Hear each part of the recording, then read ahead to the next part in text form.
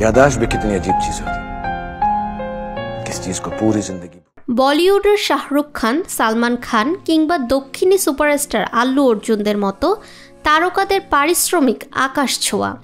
অনেক সময় তারা ছবির লভ্যাংশও নিয়ে থাকেন, তবে ভারতের সিনেমা ইন্ডাস্ট্রিতে তাদের চেয়েও বেশি পারিশ্রমিক নেন একজন পরিচালক। অবাক লাগলেও এটাই সত্যি।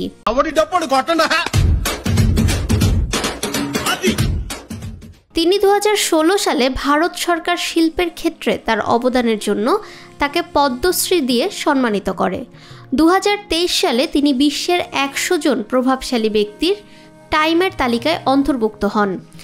তিনি তার অ্যাকশন, ফ্যান্টাসি এবং এপিক ঘরানার চলচ্চিত্রের জন্য পরিচিত। তিনি সর্বকালের সর্বোচ্চ আয়কারী ভারতীয় পরিচালক, সেই সাথে ভারতের সর্বোচ্চ বেতনভোগী পরিচালক।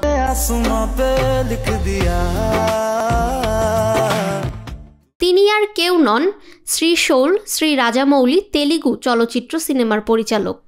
তিনি উপহার দিয়েছেন ব্লকবাস্টার চলচ্চিত্র যেমন RRR, Magadheera, Eega, Baahubali, the beginning.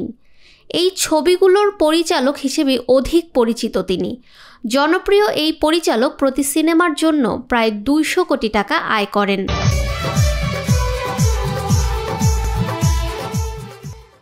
উত্তর ভারত ও আন্তর্জাতিক বাজারে তেলুগু সিনেমা এবং দক্ষিণ ভারতীয় সিনেমার বাজার সম্প্রসারণের জন্য তাকে কৃতিত্ব দেওয়া হয়।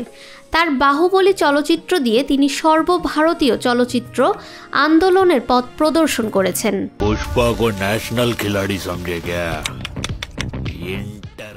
সাধারণত শাহরুখ খান, সালমান খান কিংবা আল্লু অর্জুনের মতো সুপারস্টাররা প্রতি সিনেমায় গড়ে 150 থেকে 180 কোটি টাকা আয় করেন। সেখানে রাজামৌলি তাদেরও ছাড়িয়ে গেছেন। এক রিপোর্ট অনুযায়ী বাহুবলী ফ্র্যাঞ্চাইজির বিপুল সাফল্যের কারণে এই বিশাল অঙ্কের পারিশ্রমিক পেয়ে থাকেন রাজামৌলি। ফাহমিদা বিনতে আনোয়ার, নিরপেক্ষ নিউজ ডেস্ক।